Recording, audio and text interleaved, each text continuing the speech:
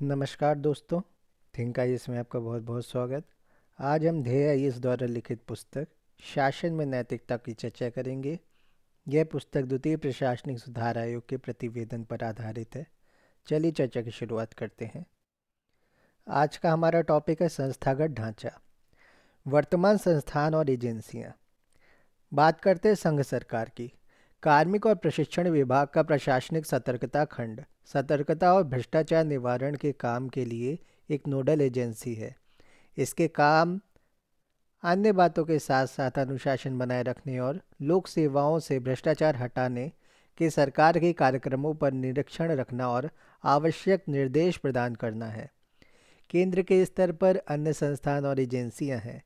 केंद्रीय सतर्कता आयोग सीवीसी भारतीय सरकार के मंत्रालयों और विभागों, केंद्रीय लोक उद्यमों और अन्य स्वयंसेवी संगठनों में सतर्कता यूनिट और केंद्रीय जांच ब्यूरो सीबीआई। बात करते केंद्रीय सतर्कता आयोग की।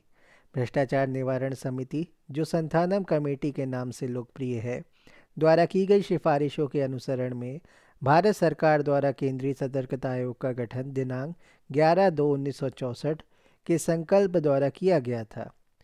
विनीत नारायण बनाम भारत संघवाद में उच्चतम न्यायालय के निर्णय के फलस्वरूप इसे केंद्रीय सतर्कता आयोग अधिनियम 2003 द्वारा सांविधिक दर्जा प्रदान किया गया था। केंद्रीय सतर्कता आयोग सीवीसी भारतीय संघ को प्रशासन में सत्यनिष्ठा बनाए रखने से संबंधित सभी मामलों पर परामर्श देता है। यह केंद्रीय जांच ब्यूरो के कामकाज की और संघ सरकार के विविध मंत्रालयों और अन्य संगठनों के सतर्कता प्रशासन पर निगरानी करता है। भारत सरकार में सतर्कता यूनिटें। भारत सरकार के सभी मंत्रालयों और विभागों में एक मुख्य सतर्कता अधिकारी सीवीओ होता है, जो संबंधित संगठन के सतर्कता खंड के अध्यक्ष के रूप में सचिव या कार्यालय अध्यक्ष को सतर्कता से संबंधित सभी मामलों पर सहायता और सलाह देता है। वह एक ओर अपने संगठन और केंद्रीय सतर्कता आयोग के बीच और दूसरी ओर संगठन और केंद्रीय जांच ब्यूरो के बीच एक संपर्क प्रदान करता है। मुख्य मुख्य सतर्कता अधिकारी द्वारा निष्पादित सतर्कता के कृत्यों में अपने संगठन के कर्मचारियों के भ्रष्टाचार के व्यवहारों के संबंध में सूचना एकत्र करना, उसे सूचित किए गए आरोपों की सत्यापित जांच करना, संबंधित अनुशासनिक प्राधिकारी को आगे विचार के लिए जांच रिपोर्टों की प्रक्रिया करना और यथा आवश्यक परामर्श के लिए केंद्रीय सतर्कता आयोग को मामले भेजना शामिल है। केंद्रीय जांच ब्यूरो की बात करते हैं। केंद्रीय जांच ब्यूरो सीबीआई संघीय सरकार के भ्रष्टाचार निवारण मामलों की प्रधान जांच एजेंसी है। यह भ्रष्टाचार से संबंधित कुछ विशिष्ट अपराधों अथवा अपराध के वर्गों और अन्य प्रकार के अनाचारों की, जिसमें लोक सेवक लिप्त हों, जांच करने के लिए अपनी शक्तियों को दिल्ली विशेष पुलिस स्थापन अधिनियम 1946 डीएसपीई अधिनियम से प्राप्त करता है। विशेष पुलिस स्थापन की, जो केंद्रीय जांच ब्यूरो के एक खंड का गठन करता है, 3 यूनिटें हैं, अर्थात पहली भ्रष्टाचार निवारण खंड, दूसरी आर्थिक अपराध स्कंध और तीसरी विशेष अपराध खंड। भ्रष्टाचार निवारण खंड भ्रष्टाचार निवारण अधिनियम 1988 के अंतर्गत पंजीकृत सभी मामलों और भ्रष्टाचार दंड संहिता की अन्य धाराओं अथवा अन्य कानूनों के अंतर्गत अपराधों, यदि उन्हें घूसखोरी और भ्रष्टाचार के अपराधों के साथ किया गया हो, के मामलों की भी जांच करता है। भ्रष्टाचार निवारण खंड लोक सेवकों द्वारा की गई गंभीर अनियमितताओं से संबंधित आरोपित किए गए मामलों की जांच करता है। यह राज्य सरकारों के लोक सेवकों के विरुद्ध मामलों की भी जांच करता है। यदि मामला सीबीआई को सौंपा जाता है, विशेष अपराध खंड आर्थिक अपराधों और परंपरागत अपराधों के सभी मामलों की जांच करता है, जैसे कि आंतरिक सुरक्षा, जासूसी, तोड़फोड़, नारकोटिक्स और मनोरोग पदार्थ, पुरातन अवशेष, हत्या, डकैतियों और लूट, धोखाधड़ी, विश्वास का आपराधिक भंग होना, जालसाजी, दहेज के कारण मौतें, संदेहास्पद मौतें और अन्य अपराध और भारतीय दंड संहिता के अंतर्गत अन्य अपराध और डीएसपीई अधिनियम की धारा 3 के अंतर्गत अधिसूचित अन्य कानून। राज्य सरकारों में सतर्कता प्रणालियाँ। राज्य सरकारों के स्तर पर इसी प्रकार की सतर्कता और भ्रष्टाचार निवारण संगठन विद्यमान है। यद्यपि राज्य सरकारों के बीच इन संगठनों की प्रकृति और कर्मचारी वर्ग में अंतर होता है। जहां एक और कुछ राज्यों में सतर्कता आयोग और भ्रष्टाचार निवारण ब्यूरो हैं, वहीं दूसरे राज्यों में लोकायुक्त हैं। आंध्र प्रदेश में एक भ्रष्टाचार निवारण ब्यूरो, एक सतर्कता आयोग और एक लोकायुक्त है। तमिलनाडु और पश्चिम बंगाल में सतर्कता कृत्यों पर निरीक्षण रखने के लिए सतर्कता आयोग है। तमिलनाडु का सतर्कता आयुक्त सरकार का सेवारत सचिव होता है, जो वह सचिव के रूप में कार्य करता है। यद्यपि वह सतर्कता आयुक्त की हैसियत से वार्षिक रिपोर्ट पेश करता है। महाराष्ट्र में लोकायुक्त नाम से कहा जाने वाला ओम्बड्समैन प्रशासन के विरुद्ध शिकायतों की जांच करने वाला अधिकारी और सतर्कता आयुक्त का एक संयुक्त बहुसदस्यीय निकाय होता है, जिसका अध्यक्ष के रूप में उच्चतर न्यायपालिका का अवकाश प्राप्त सिविल सेवक उपाध्यक्ष के रूप में होता है।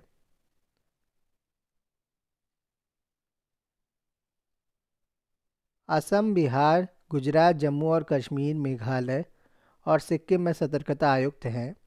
संघ शासित क्षेत्रों में मुख्य सचिव स्वयं सतर्कता आयुक्त ही होता है।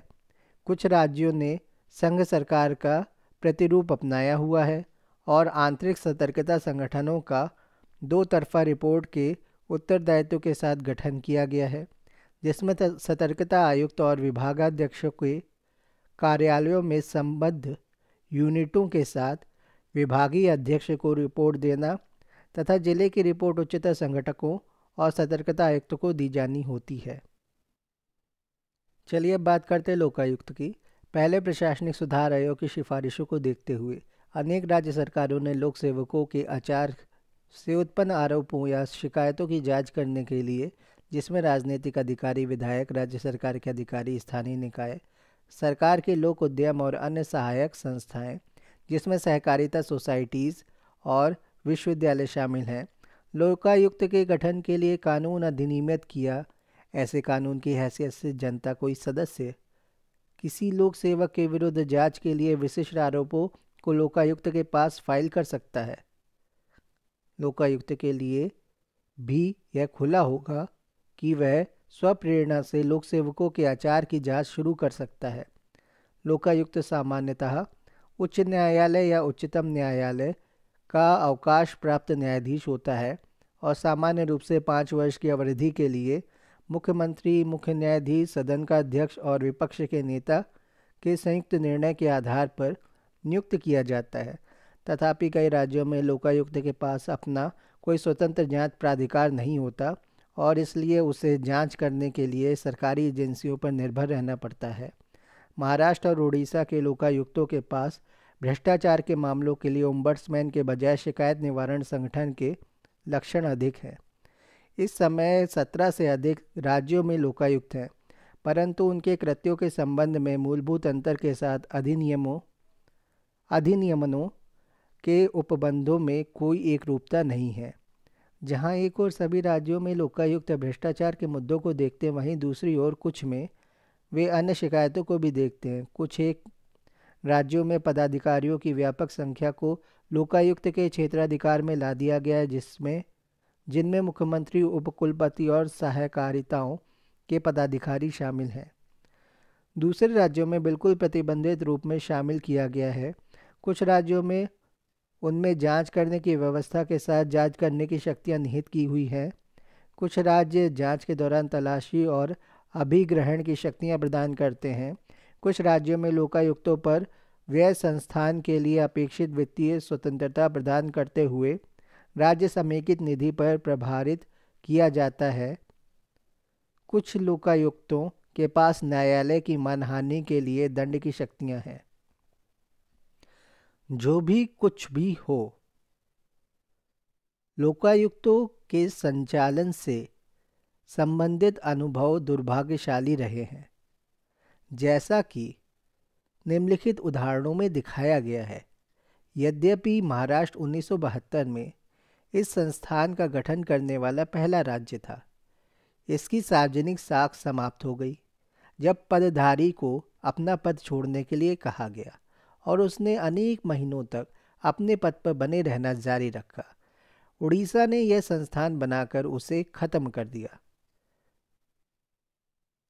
हरियाणा में लोकपाल का संस्थान रातों रात एक अध्यादेश को लाकर समाप्त कर दिया गया, क्योंकि एक सेवारत उच्च न्यायालय का न्यायाधीश जो लोकपाल के पद पर था को तुरंत बर्खास्तगी के लिए सुरक्षा थी। पंजाब सरकार ने भी एक अध्यादेश द्वारा अधिनियम को निरस्त कर दिया था, क्योंकि इस एक मामले में अनबन हो गई थी जिसमें लोकपाल के पास राज्य में पिछले मंत्रालय में भूतपूर्व मंत्रियों के खिलाफ शिकायतें प्राप्त हुई थीं। राजस्थान लोकायुक्त 1996 में अपनी वार्षिक रिपोर्ट में सरकार को सिफारिश करने में बड़ा स्पष्ट था कि इस संस्थान को जारी रखने का कोई लाभ नहीं है, क्योंकि यह संस्थान प्रभावशाली साबित नहीं हो सका है। यद्यपि मध्य प्रदेश लोकायुक्त ने 2 मंत्रियों को भूमि सौदे के बारे में आरोपित कर दिया था और कुछ अन्य मंत्री भी गलत काम करने के लिए जिम्मेदार पाए गए थे, फिर भी इनमें से किसी के विरुद्ध भी किसी प्रकार की कोई कार्रवाई नहीं की गई। यहाँ भी लोकायुक्त ने अपनी 1997-98 की वार्षिक रिपोर्ट में सरकार को सलाह दी थी कि जब तक इसे पर्याप्त शक्तियाँ नहीं दी जाएंगी तब तक इस संस्थान को जारी रखने की आवश्यकता नहीं है। आंध्र प्रदेश और बिहार में सतर्कता आयोग की वार्षिक रिपोर्टों को विधानमंडल के पटल पर नहीं रखा गया, जैसा कि आयोग के गठन पर आदेश में अपेक्षित था। कर्नाटक लोकायुक्त, जो कि एक बहुत ही सक्रिय संस्थान रहा है, के अध्यक्ष उच्चतम न्यायालय के अवकाश प्राप्त न्यायाधीश हैं और सभी लोक सेवक उनके क्षेत्राधिकार में आते हैं, जिनमें मुख्यमंत्री और मंत्री शामिल हैं। राज्य के भ्रष्टाचार निरोध ब्यूरो, जो संस्थान का एक भाग है, कि 7 कदाचार के मामलों की छानबीन करने या जांच करने की शक्ति से अलग कर दिया गया है और आरोपों और शिकायतों दोनों को देखते हैं। तथापि यद्यपि कर्नाटक अधिनियम में मुख्यमंत्री, मंत्रियों और सभी विधायकों द्वारा लोकायुक्त को संपत्तियों की विवरणी देने का उपबंध है, अब तक कुछ एक ने ये विवरणियाँ भेज दी हैं और उनके खिलाफ कोई कार्रवाई नहीं की गई है जिन्होंने ये विवरणियाँ नहीं भेजी हैं।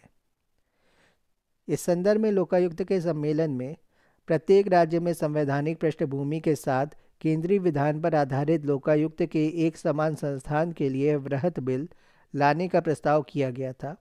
ड्राफ्ट बिल में जांच को सुविधाजनक बनाने के लिए कुप्रशासन की परिभाषा इसे और अधिक व्यापकता पर आधारित बनाने के लिए की गई है और संस्थान की परिधि में आने वाले लोक पदाधिकारी की परिभाषा को बड़ा किया गया है। लोकायुक्त को मजबूत करने के लिए विविध शक्तियों का प्रस्ताव किया गया है।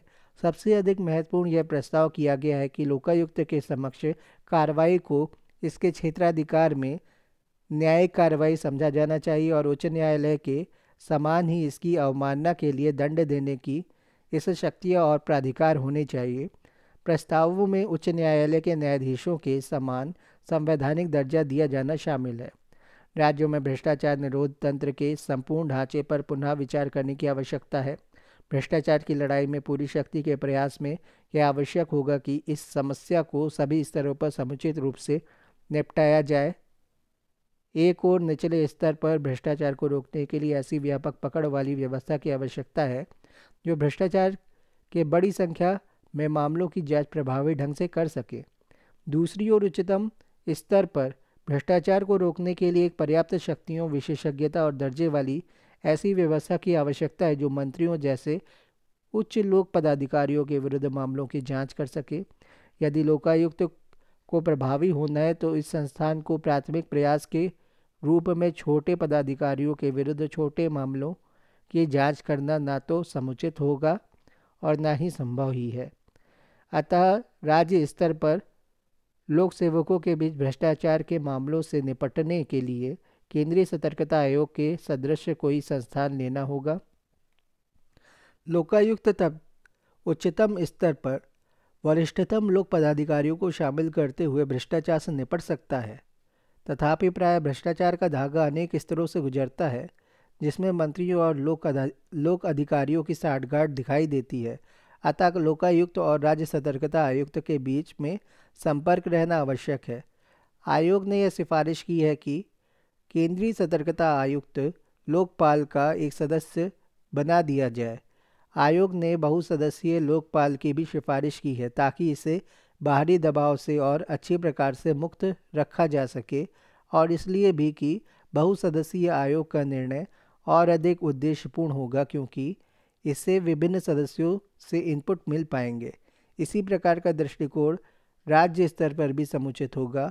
बहुसदस्यीय लोकायुक्त का अध्यक्ष उच्चतम न्यायालय का एक अवकाश प्राप्त न्यायाधीश होगा या उच्च न्यायालय का एक अवकाश प्राप्त मुख्य न्यायाधीश होगा। राज्य सतर्कता आयोग इसका सदस्य और एक ख्याति प्राप्त विधिवेत्ता या त्रुटिहीन प्रत्यय पत्र वाला ख्याति प्राप्त प्रशासक इसका सदस्य होगा। मुख्यमंत्री, विपक्ष का नेता और उच्च न्यायालय का मुख्य न्यायाधीश की एक समिति लोकायुक्त के अध्यक्ष और सदस्यों को नियुक्त करेगी। राज्य सतर्कता आयोगों को भ्रष्टाचार निरोध ब्यूरो के कृत्यों पर निगरानी रखनी चाहिए। इसे अनुशासनिक और अनुशासनिक मामलों में अन्य पदाधिकारियों जिसमें विभिन्न स्थितियों पर सतर्कता के दृष्टिकोण आलिप्त हों, जैसे जांच, छानबीन, अपील, समीक्षा आदि पर स्वतंत्र और निष्पक्ष सलाह देनी चाहिए, और राज्य सरकार के विभागों और राज्य सरकार के नियंत्रणाधीन अन्य संगठनों में सतर्कता और भ्रष्टाचार निरोध के काम पर सामान्य देखरेख और निरीक्षण का प्रयोग करना चाहिए। आयोग का मत है कि लोकायुक्त के संस्थान को राजनीतिक औचित्य की उस घटबढ़ से अलग रखने के लिए लोकायुक्त को एक संवैधानिक दर्जा देना आवश्यक होगा, जो पिछले समय में देखी गई है, जैसा कि लोकपाल के मामले में हुआ था। सभी राज्यों में लोकायुक्त की स्थापना के लिए संविधान में संशोधन करना आवश्यक होगा। यह सारे राज्यों में कुछ समान रूप वाली शक्तियों, उत्तरदायित्व और कृत्यों के साथ इस प्राधिकार को निहित करने के लिए अवसर भी प्रदान करेगा। इस दृष्टि से आयोग का विश्वास है कि लोकायुक्त राष्ट्रीय लोकायुक्त के एक राज्य के दर्जे के समकक्ष हो सकता है। सिफारिशें देख लेते। का एक ऐसा प्रावधान लाने के लिए संविधान में संशोधन किया जाना चाहिए जिसमें राज्य सरकारों के लिए लोकायुक्त की स्थापना करना अनिवार्य हो और उसकी संरचना, अधिकार और कार्यों के बारे में सामान्य सिद्धांतों का नियतन करे। दूसरा है खा, लोकायुक्त में एक बहुसदस्यीय निकाय होना चाहिए जिसमें अध्यक्ष पद पर न्यायिक सदस्य के रूप में एक निर्दोष प्रत्यय पत्र वाला एक विशिष्ट विधिक और प्रशासक, और पदेन सदस्य के रूप में राज्य सतर्कता आयोग का अध्यक्ष हो। लोकायुक्त के अध्यक्ष का चयन मुख्यमंत्री, उच्च न्यायालय के मुख्य न्यायाधीश और विधानसभा में विपक्ष के नेता की एक समिति द्वारा सर्वोच्च न्यायालय के अवकाश प्राप्त न्यायाधीशों अथवा उच्च न्यायालय के अवकाश प्राप्त मुख्य न्यायाधीशों के पैनल से किया जाना चाहिए। यही समिति दूसरे सदस्यों का यन विशिष्ट विधिकों या प्रशासकों में से करेगी। उप लोकायुक्त का चयन करने की कोई आवश्यकता नहीं होगी। गा, लोकायुक्त का कार्य क्षेत्र केवल भ्रष्टाचार में संलिप्त मामलों तक ही रहेगा। उन्हें सामान्य लोक शिकायतों की जांच नहीं करनी चाहिए। घा, लोकायुक्त को मंत्रियों और विधायकों के विरुद्ध भ्रष्टाचार के मामलों को निपटाना चाहिए। अंगा, प्रत्येक राज्य को राज्य सरकार के पदाधिकारियों के विरुद्ध भ्रष्टाचार के मामलों की जांच करने के लिए एक राज्य सतर्कता आयोग का गठन किया जाना चाहिए। इस आयोग में 3 सदस्य होने चाहिए और इसके कार्य केंद्रीय सतर्कता आयोग के समान ही होने चाहिए। चा, भ्रष्टाचार निवारण ब्यूरो को राज्य सतर्कता आयोग के नियंत्रण में ले आना चाहिए। धन्यवाद।